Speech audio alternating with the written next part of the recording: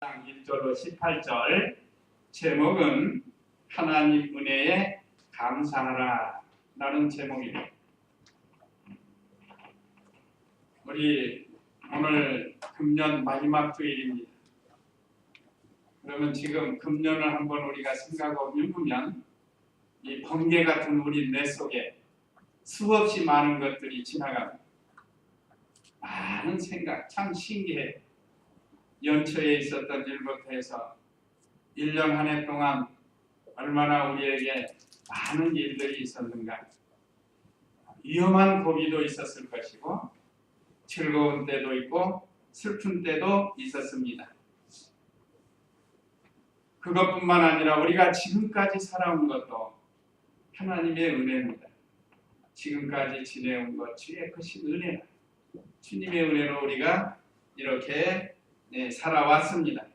그 과정에서 참 우리가 어려운 일 많이 당하고 아픔도 많이 있었고 슬픈 것도 있고 기쁜 일도 있었고 가족으로 인해서 즐거운 일도 있었지만 괴로운 일도 있었고 성도들을 통해서 즐거운 일이기도 했지만 괴롭고 슬픈 일도 있었던 한 해가 이제 며칠 안 남았습니다. 오늘 마지막 주일에 우리가 다시 한번 우리 하나님 은혜에 감사하는 그런 신앙이 되어야 되겠습니다. 그래서 오늘 말씀 요약 보시면 첫째, 우주 만물에 나타내신 하나님. 우주 만물에 하나님을 나타내주고 있습니다. 이것을 다른 말로 하면 자연계시라고 합니다. 자연계시. 자연 속에 하나님이 나타나 있단 말이에요. 그런데 영이 죽은 사람들은 몰라요.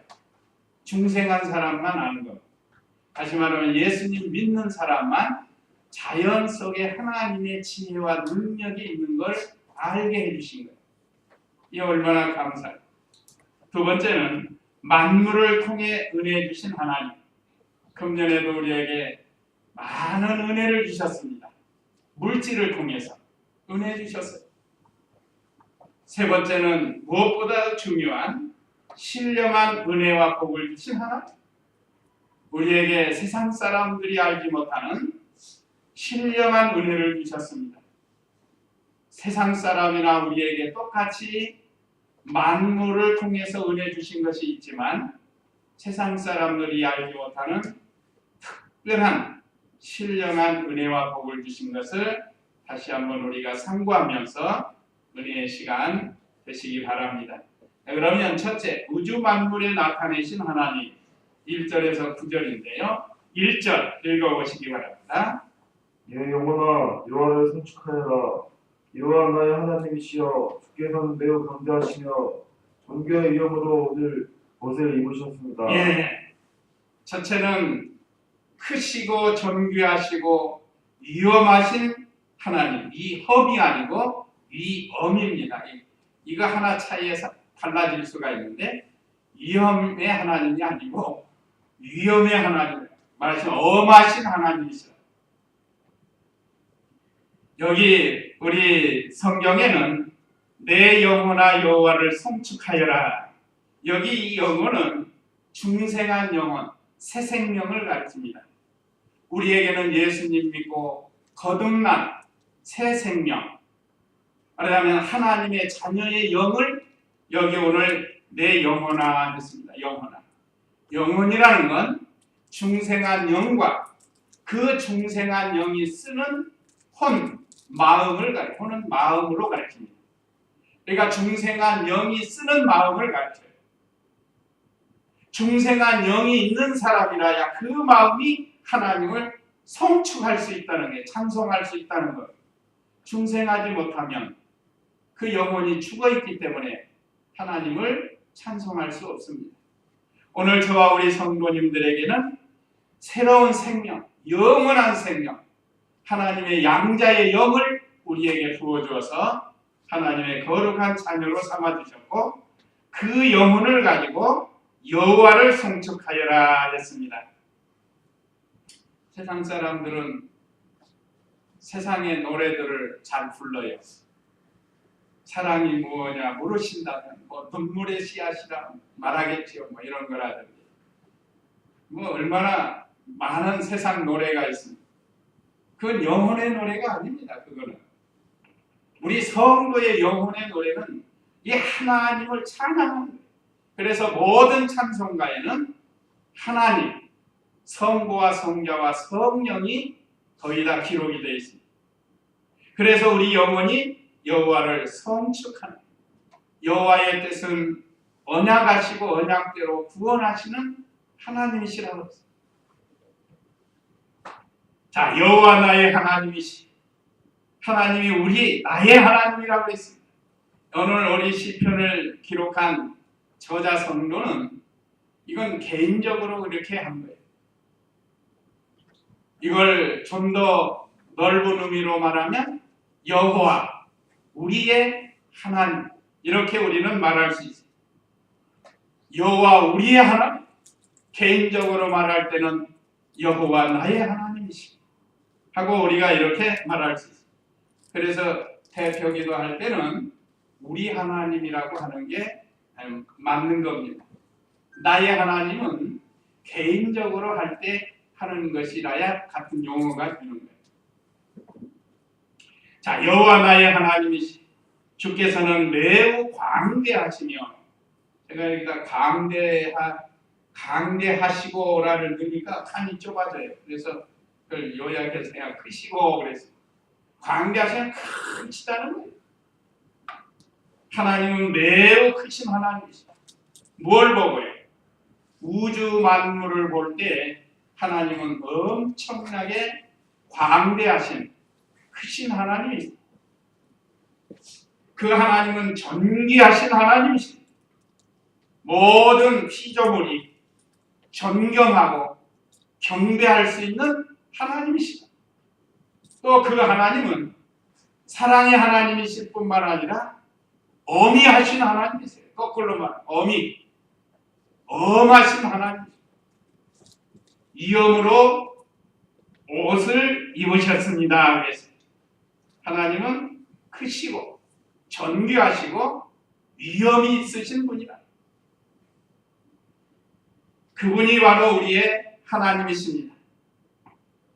그 하나님은 이 세상을 엿새 동안 말씀으로 창조하셨어요. 자, 우리 어떤 이런 건물 하나 지으려면, 요즘은 기계가 좋아가지고 건물 하나 지으려면 그래도 몇 개월이면 뚝딱뚝딱 짓잖아요. 이 건물 하나 짓는데도 몇 개월이 걸리는데 구봉산 하나 만들려면 얼마나 걸리겠어요? 지리산 만들려면 얼마나, 이건 아마 제 생각 일평생 못 만들 것 같아요. 사람이 어떻게 지리산 같은 거 만들겠어요? 우리 하나님은 말씀으로 엿새 동안 우리가 보고 있는 모든 세상을 만드셨습니다. 물론 우리 하나님의 능력은 하루에 1시간 안에도 다 하실 수 있습니다. 그렇게 지혜와 능력이 많으신 분이에요. 근데 엿새 동안 하신 것은 우리에게 모든 것이 질서를 따라서 일해야 된다는 것을 가르쳐 주는 거예요. 그 창조하신 것 쭉 보면요, 얼마나 지혜롭고 질서가 있는지 몰라요. 무엇이 우선인가를 먼저 만드신 거예요. 그런 다음에 순차적으로 만드신 거예요. 자, 이와 같이 우리 하나님은 광대하시고 존귀하시고 위엄으로 옷을 입으신 하나님이십니다. 그 하나님을 우리가 섬기고 그 하나님이 만드신 것, 대표적인 것 몇 가지를 여기 기록했는데 2절 읽어보세요. 주께서 오늘 이룬 것 같이 빛으로 자신을 들으시고 하늘을 천막으로 치시며 우리의 주님의 누각에 들보를 놓으시고 구름을 주님의 스르로 삼으시며 바람 날개를 타고 다니십니다. 바람을 주님의 천사로 삼으시고 타오르는 불을 주님의 사역자로 삼으십니다. 예, 여기 보니까 빛과 구름과 바람과 번개를 만드셨습니다. 자, 우리가 보고 있는 이 자연 속에 있는 것들 하나님께서 이렇게 만드셨어요. 빛은 얼마나 좋은 거예요. 우리가 캄캄한 밤이 지나서 날이 밝으면 기분도 상쾌하고 모든 것들을 볼 수 있어서 좋지 않아요? 이 빛은 우리가 아는 것처럼 태초에 하나님이 천지를 창조하시니라 빛이 있으라 하시매 빛이 있었고 했다. 이 빛은 지금 우리가 보는 태양, 달 이런 것이 아직 있기 전입니다. 그 빛을 낮이라 칭하시고 어두움을 밤이라 칭하셔서 하루를 지낼 수 있도록 만드셨다. 우리가 성경을 통해서 배운 것처럼 1월 성신, 해와 달과 별은 넷째 날에 만드십니다. 넷째 날. 그걸 만들어서 이 낮에는 태양을 달아놓고 밤에는 달과 별들을 달아놓은 거예요. 하나님이 보실 때는 그게 액세서리로 볼 수 있습니다. 액세서리. 모든 만물에게 유익을 주는 해와 달과 별을 만드신 거고 하나님은 그 하늘에다 그걸 달아놓은 거예요. 우리가 집에다 이런 건 지금 우리는 이런 담아 편리하게 달아놓지만 그 뭐예요? 어디 호텔 같은 데는 부쩍부쩍 거 막 달아놓잖아요. 그 뭐래 산드리아인가 뭐 이런 거요. 그 뭐 수백만 원, 수천만 원 간대요. 그런 거 달아놓은. 그런 거 다 액세서리. 그냥 이런 빛만 있어도 되는데. 자, 우리 하나님께서 이렇게 빛을 첫째 날에 만드셨습니다. 얼마나 감사합니다. 근데 왜 빛을 만드셨는가? 하나님은 빛이시기 때문에 그 빛을 통해서 하나님께 나아갈 수 있게 하신 거예요. 우리 예수님도 요한복음 9장 5절에서 내가 세상에 있는 동안 세상의 빛이거든. 예수님이 빛이시고 우리도 빛이라고 그랬습니다. 예수님 믿는 성도들은 빛이에요. 마태복음 5장에 있죠. 너희는 세상의 소금이니 하시고 또 빛이니 하셨습니다. 우리는 빛이에요. 빛. 사람이 등불을 켜서 말 안에 감추어두지 않고 이거죠.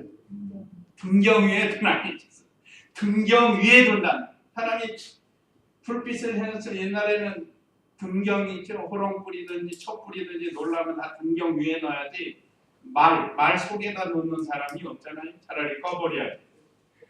같이 우리는 세상의 빛이라고 했어요. 저 우리 성도님들은 어디를 가는지 언행심사에서 그리스도의 빛을 나타내는 그런 빛이에요. 그 다음에 구름이 나옵니다. 구름. 자, 먼저 2절에 주께서 옷을 입은 것 같이 빛으로 자신을 두르시고 하늘을 천막처럼 치시며 제가 지금 산에 가면 천막이 있어요. 1천막, 2천막, 3천막 3개를 지금 쳐놨는데 그 오신 분은 알아요. 그 천막 안에 들어가면 고요하니 좁은 그 안에는 저밖에 없는 거예요. 하나님께서 하늘을 천막으로 삼으시고 그 안에 모든 것들이 살 수 있도록 하나님이 만들어 놓으신 겁니다. 그 다음에 3절에 물 위에 주님의 누각의 들불을 놓으시고 구름을 주님의 수레로 삼으시지만 이 구름도 얼마나 많이 있습니까? 어렸을 때 우리가 뭐 새털구름, 양털구름 또 무슨 구름 많잖아요. 특별히 먹구름이 있고 비구름이 있다. 이 구름이 없으면 비가 오지 않잖아요. 그래서 우리 하나님은 그 구름을 이용해서 하늘에 누각을 펼쳐놓으시고 누각은 팔각정 같은 거라고 생각하시면 돼요. 팔각정, 육각정 같은 걸 만들어 놓으시고 거기 앉으셔서 제가 전에도 한번 말씀드렸죠. 우리가 여기 채소밭에 물이 말라 있으면 조로를 가지고 쭉쭉 뿌려요. 구멍을 크게 하면 물이 많이 나오고 구멍을 작게 하면 물이 조금 나와요. 자, 하나님께서 수시로 물이 많이 나오는 소낙비 같은 거 굵은 비 주시고 어떤 때는 이슬비 주시고 어떤 때는 가랑비도 주세요. 가랑비는 잘 보이지도 않아요. 자, 그런 것들을 통해서 하나님께서 자연 만물에게 물을 주셔요. 마치 사람이 채소밭에 조로로 물을 주는 것처럼 하나님께서 얼마나 크신 분인지 우리나라뿐 아니에요. 여러 나라 큰 나라들에게 동시에 비를 줄 때가 있어요. 우리 하나님이 얼마나 크시고 광대하신 분인가를 가르쳐줍니다.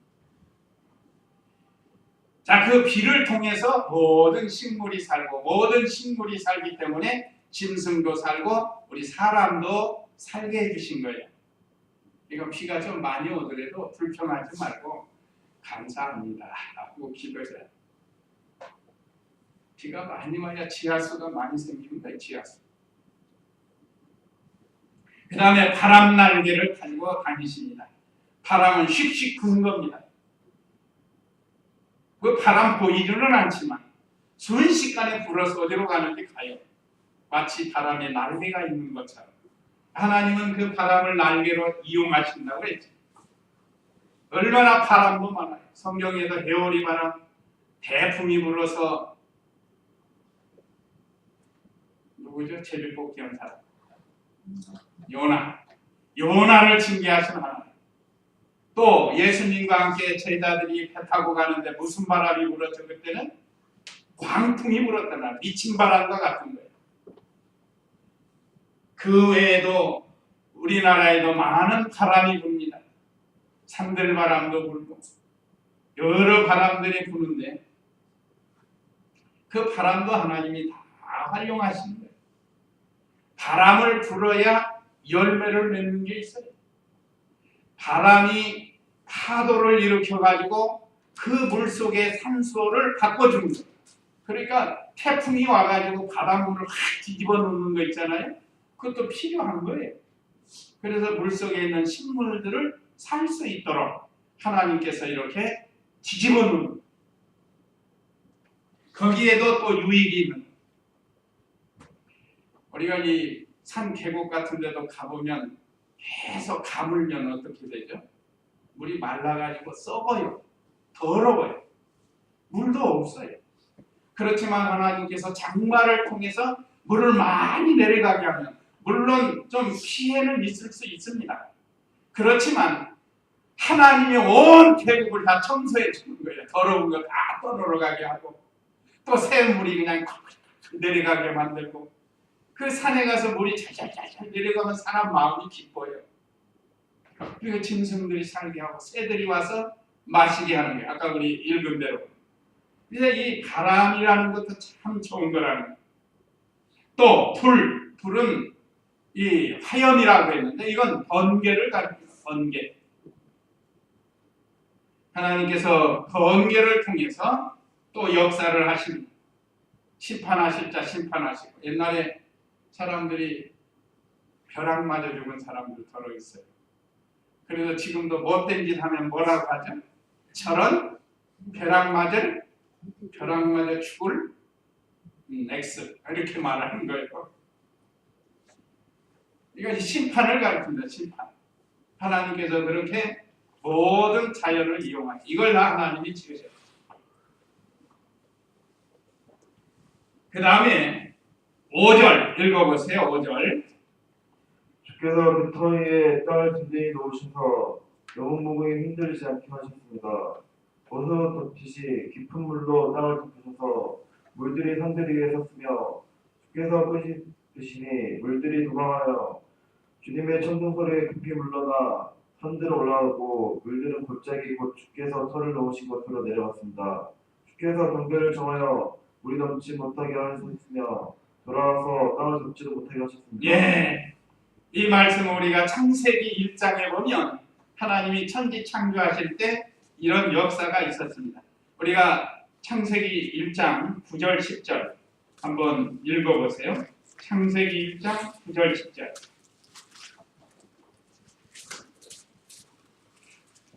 하나님께서 하늘 아래 물이 한 곳으로 모이고 마른 곳이 드러나라 말씀하시니 그대로 되었다. 하나님께서 마른 곳을 땅이라 부르시고 모인 물을 바다라 부르셨다. 하나님께서 보시기에 좋았다. 예, 하나님께서 천지 창조하실 때 땅과 물을 갈라놓는 겁니다. 그전에는 땅이 다 물속에 있었어요. 물속에. 그래서 하나님이 지혜와 능력으로 자 여기 9절에 하나님께서 하늘 아래의 물이 한 곳으로 모이고 마른 곳이 드러나라 하고 말씀을 했다 이 말. 명령을 한 거예요. 그러니까 그 물들이 말이에요. 막 하나님이 원하시는 뜻대로 가는 거예요. 그래서 어떤 물은 태평양 바다가 되고 어떤 물은 하여간 바닷물이 되고 호수도 되고 하나님께서 이렇게 하시고 땅은 드러나라고요. 그래서 백두산 같은 것도 생기고 이건 뭐 자연이 생긴 게 아닙니다. 이거는 하나님이 명령해서 만들어진 거예요. 만들어진 거.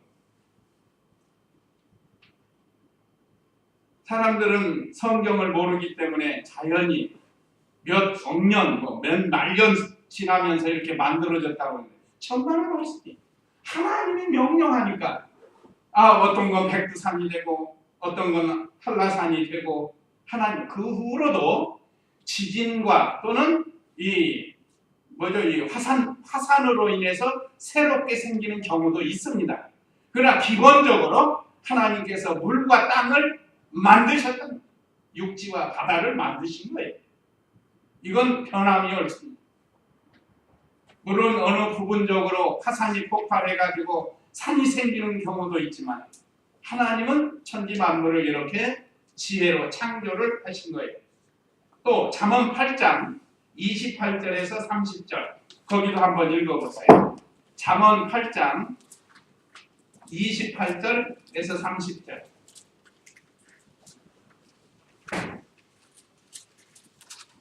주께서 위로 구름들을 주시고 깊은 바다에 샘들을 확장하실 때 주께서 바다의 경계를 정하여 물이 그분의 명령을 어기지 못하게 하시며 또 땅에 토대를 정하실 때 나는 그분 곁에서 창조자이었고 매일 나는 기쁨으로 충만하였으며 항상 그분 앞에서 즐거워하였고 그분께서 만드신 온 땅에서 즐거워하며 인생들을 기뻐하였다. 이거 보면 주께서 이로 구름을 두시고 깊은 바다의 샘들을 확정하실 때 주께서 바다의 경계를 정하여 물이 그분의 명령을 어기지 못하게 하시며 또 땅의 토대를 정하실 때 나는 그분 곁에서 창조자이었고 매일 나는 기쁨으로 충만하였으며 항상 그분 앞에서 즐거워하였고 창조자는 예수님 가르쳐요. 성자 예수님을 가르쳐요. 성과 하나님과 함께 세상을 창조하시고 이 물의 경계를 만들었어요. 그래서 바닷가에 가보면 그 신기하죠? 그 이상은 넘어오지 못해요. 하나님이 경계를 다 정해놨기 때문에 우리나라뿐만 아니라 온 세계 바다에 육지와의 경계를 정해놓으셨다. 가끔 넘어오는 경우가 있어요. 몇 년 전에 인도네시아 보세요. 그 바닷물이 엄청 넘쳐가지고 경계를 넘은 거예요. 얼마나 많은 피해를 입혔습니까? 이거는 하나님의 심판, 하나님의 징계를 나타내는 거예요.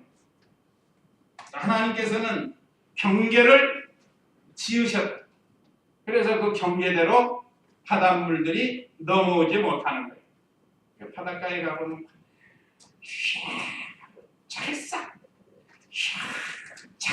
그러면서 연신 왔다가 되돌아가고 왔다가 되돌아가고 그 경계를 넘지 못하게 하나님이 만드셨어요. 만약에 그게 수시로 넘어온다면 어디 살겠어요? 못 살아요. 자, 그 다음에 두 번째 이제 대지는 10절에서 18절에 자연 만물을 통해서 은혜를 주신 하나님. 10절 읽어보세요.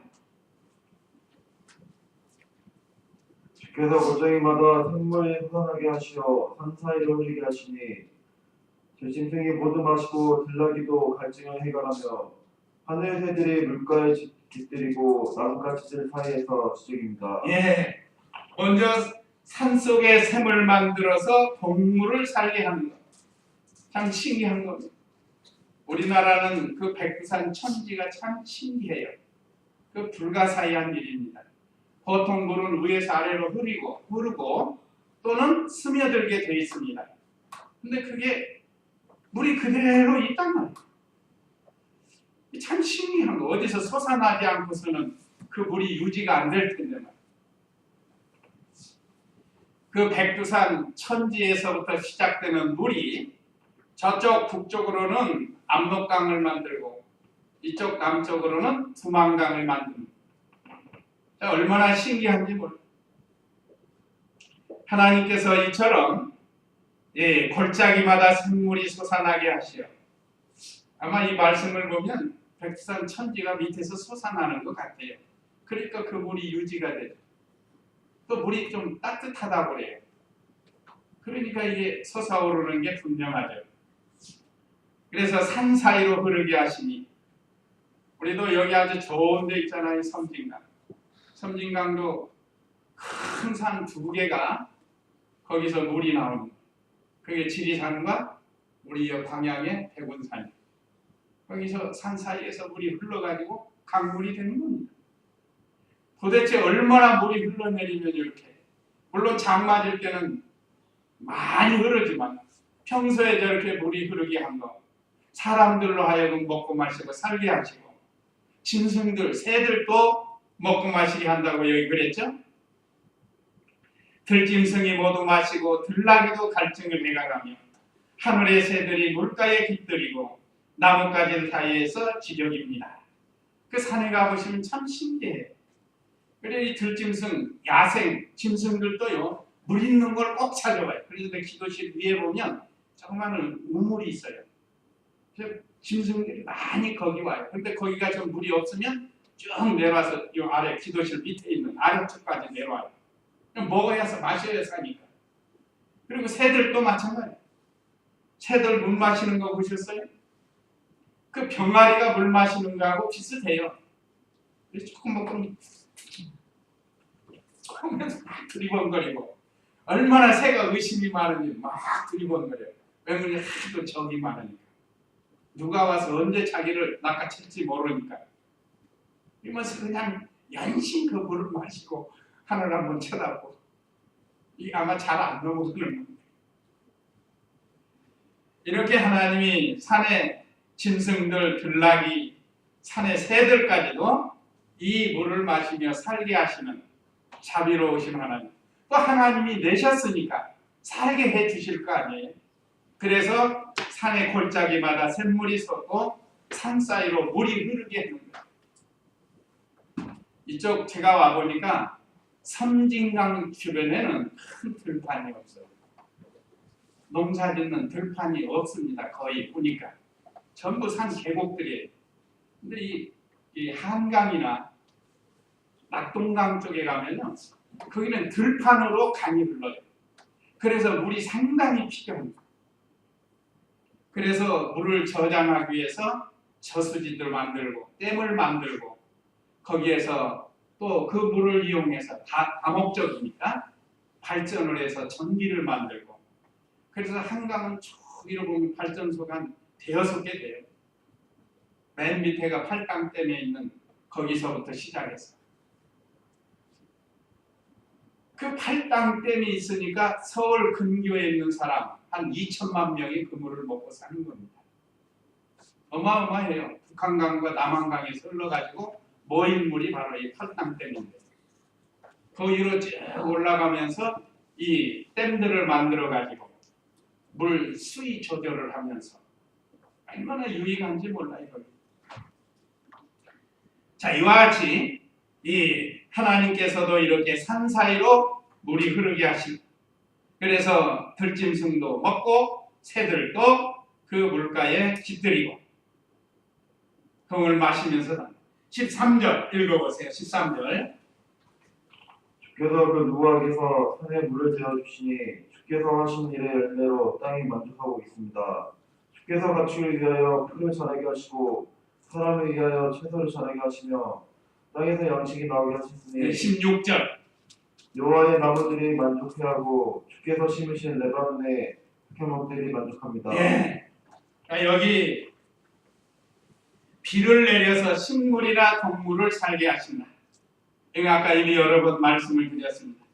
하나님께서 누각에서 산에 물을 대, 제가 전에도 말씀드린 구봉산 꼭대기 같은 누가 가서 물을 주겠어요. 거기도 그래도 도로가 있어서 뭐 소방차 가가지고 있는데 그 물이 어디서 나서 거기다 또 물을 주겠어요. 자, 하나님께서 때가 되면 다 비를 내려가지고 그 살 수 있도록 해주시는 거예요. 그러니까 하나님이 지으신 건 다 관리하시는 거예요. 그 이유는 열매를 맺게 하고 14절에 가축을 위해서 풀을 자라게 하시고 사람을 위하여 채소를 자라게 하시고 땅에서 양식이 나오게 하셨습니다. 하나님이 결국은 사람 또 짐승들을 살게 하시려고 이렇게 역사하고 계십니다. 그래서 16절에 여호와의 나무들이 만족해하고 주께서 심으신 레바논의 백향목들이 만족합니다. 나무들도요, 비를 맞으면 기분이 좋아요. 가물어 있으면 이게 시들시들해요. 오늘 사랑하는 우리 성도님들도 영적으로 가물면 영혼이 가늘가늘해져요. 하나님의 말씀을 받아서 이른 비와 늦은 비와 같은 신령한 말씀을 받아서 영양분을 공급받고 힘을 내는 이런 성도가 되어야 돼요. 그래서 하루하루 삶이 기쁘고 즐거운 삶이 되어야 돼요. 자, 그 다음에 15절 읽어보세요. 사람의 마음을 기쁘게 하는 포도주와 사람의 얼굴을 빛나게 하는 기름과 사람의 마음에 힘있게 하는 양식을 주셨습니다. 17절 거기에 손새들이 보금자리를 만들고 홍새도 잣나무에 집을 짓습니다. 높은 산은 사냥을 위한 곳이며 바위는 너구리의 피난처입니다. 예, 사람은 기쁨, 짐승에게는 만족해 하시는 하나님. 우리 하나님 얼마나 자비로우신 분이에요. 우리가 어떻게 들에 있는 들짐승들, 우리가 그들을 기를 수는 없잖아요. 하나님이 다 길러주신 거예요. 이게 하나님이 내신 것은 하나님이 책임져 주십니다. 오늘날 우리도 그래, 우리도 하나님의 자녀로 부르셨죠? 그럴 때 하나님이 책임져 주실 줄로 믿고 우리는 뭔만 하면 돼요? 믿음만 잘 지키면 돼요. 하나님이 다 앞서서 거느려 주신다. 아까 그 찬양에 예수님이 다 앞서가면서 거느려 주신다. 그래서 사람으로 하여금 기쁘게 해주고 또 마음을 힘있게 양식을 주십니다. 양식이 있으면 사람이 힘이 생겨요. 한 2년, 6년 들면 우리 인심이 대단히 사나워질 겁니다.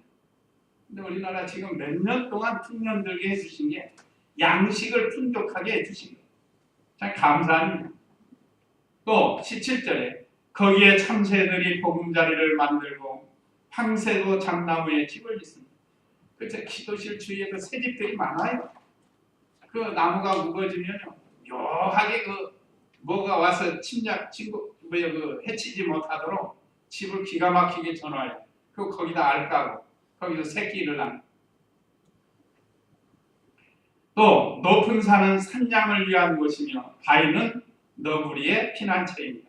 하나님께서 모든 짐승들이 각각 맞춰서 살 수 있도록 해주신 거고, 여기서 우리가 알 것은 만물을 통해 은혜를 주신 하나님. 하나님이 만물을 만드셨으니까 거기에 대한 은혜를 각자에게 다 주시고 특별히 사람에게 주신 은혜가 있는데, 세 번째 에베소서 1장 3절 한번 읽어보세요. 에베소서 1장 3절 말씀, 신약성경. 우리 주 예수 그리스도의 아버지 하나님을 찬양하자. 하나님께서는 그리스도 안에서 하늘에 속한 모든 영적인 복으로 우리에게 복을 주신 분이시다. 예, 영적인 복이 신령한 복입니다. 하나님께서 우리에게 영적인 신령한 은혜와 복을 주신 하나님. 그 창세기에는 사람을 만물의 주인공으로 만드셨죠. 우리가 창세기 1장에 보면 모든 것을 만들어 놓고 그걸 정복하고 다스리라고 했습니다. 생육하고 번성하면서 모든 걸 정복하고 다스리라고. 그래서 만물의 주인공이에요. 그래서 우리는 만물 아래 들어가면 안 됩니다. 그래서 제가 말씀드린 나무를 숭배하고 돌을 숭배하고 하는 것은 그 피조물 아래 가서 굴복하는 것이에요. 하나님 이거 하지 말라는. 우리는 오히려 그런 걸 다스립니다. 특별히 신령한 은혜, 죽었던 영을 살려서 하나님의 자녀를 삼아주신 것. 에베소서 2장 1절 읽어보세요. 바로 그 에베소서 2장 1절. 하나님께서 허물과 죄로 죽었던 너희를 살리셨다. 네, 허물과 죄로 죽었던 우리의 영을 살려서 하나님의 자녀를 삼아주신 것. 그래서 우리에게 신령한 은혜를 금년에도 많이 주신 거예요. 금년에는 52주가 있는데 52주일, 오전 오후면은 104번 이게 되겠죠? 거기다 또 수요일 새벽 이렇게 우리가 계산하면 많은 은혜를 우리에게 주셨습니다. 금요일까지 하고. 자, 하나님께서 우리의 죽었던 영을 살려서 하나님 자녀 삼으신 것은 하나님께 영광을 돌리게 하신 거고, 또 이런 우리에게 하나님 나라를 상속할 수 있는 상속자를 삼아 주셨어요. 그 에베소 1장 11절 한번 읽어보세요. 모든 것을 자신의 뜻대로 하시는 그분의 의도대로 우리가 예정되어 그분 안에서 유업이 되었으니, 또 3장 6절. 그것은 이방인들이 복음으로 말미암아 그리스도 예수님 안에서 함께 상속자들이 되고 함께 지체들이 되고 함께 약속에 참여하는 자들이 되는 것이다. 상속자가 되게 해주셨어요. 얼마나 감사해요. 모든 것을 자신의 뜻대로 행하시는 그분 하나님이라는 그 하나님의 의도대로 우리가 예정이 되었다. 하나님의 거룩한 자녀로 예정이 되어가지고 그분 안에서 유업 상속자가 되게 해주신 거예요. 이 얼마나 감사해요. 3장 6절에서도 그것은 이방인들이 복음으로 말미암아, 이방인은 오늘날 우리와 같은 사람, 이스라엘 백성이 아닌 그리스도 예수님 안에서 함께 상속자들이 되고 함께 지체들이 되고 함께 약속에 참여하는 자들이 되는 것이다 하는 이 상속자의 은혜를 주셨습니다. 우리는 이제 하나님 나라의 유업을 이율받을 상속자가 됐어요. 이 얼마나 큰 은혜입니다. 우리가 실제적으로 새 예루살렘 성을 우리가 배웠는데 그 성에 들어가서 하나님이 준비하신 유업을 상속받게 됩니다. 여기에 소망을 가지고 살아야 되겠습니다. 이제 금년 한 해를 맞으면서 제가 하나 말씀드리고 싶은 게, 제가 5월 달에 산에서 기도하는데 어느 목사님한테서 전화가 왔어요. 목사님 이번에 서울로 가시게 되겠습니다 하고 전화가 왔어요. 아마 좀 그런 게 온 것 같아요. 무슨 소리냐고 그러냐고 하고 있는데, 실제로 8월 달인가 사경회 때 그 목사님께서 저에게 의중을 물어요. 우리 교회 와서 좀 일할 수 있느냐. 그래서 아예 안 가냐고. 지금 우리 중국교회가 너무 좋아서 저는 안 갑니다. 그러니까 사람에게는 이런 일들이 일어나요. 제가 처음에 전해 주신 분은 다른 교회에서 상임위원 목사님이십니다. 거의 확정적이니까 그런 말을 한 거겠죠. 상임위원들께서 의논하니까. 아니라 우리 중마동 교회가 좋다고. 그래서 사양을 했습니다. 지금은 저 전문 목사님, 다른 목사님이 있는데 서울에 있는 그 교회. 사람이 살다 보면 이런 일 저런 일, 이런 기회 저런 기회가 있습니다. 또 그것뿐만 아니에요. 또 우리가 살다 보면 위험한 일도 많이 당하는 경우가 있습니다. 금년 한 해 우리를 지켜주신 하나님께 늘 감사하고, 또 이렇게 한 교회에서 모든 성도들이 하나님 같이 섬길 수 있는 것 늘 감사하고, 또 오늘 우리에게 주신 이 말씀 감사하면서 신앙생활 잘 해야 되겠습니다. 자, 우리에게 주시는 교훈 제가 1, 2, 3 하면 읽고 마치도록 하겠습니다. 자, 우리에게 주시는 교훈 1. 우주 만물을 보면서 하나님을 찬양하라는 교훈의 말씀이고, 2. 우리는 이 자연 만물을 잘 사용해서 하나님 섬기는 것. 그 다음에 3. 오늘 주신 말씀처럼 금년에 우리에게 신령한 은혜 또 물질도 주신 것을 감사하면서 금년 한 해 잘 마무리하는 저와 우리 성도님들 다 되시기 바랍니다. 다 같이 기도하겠습니다.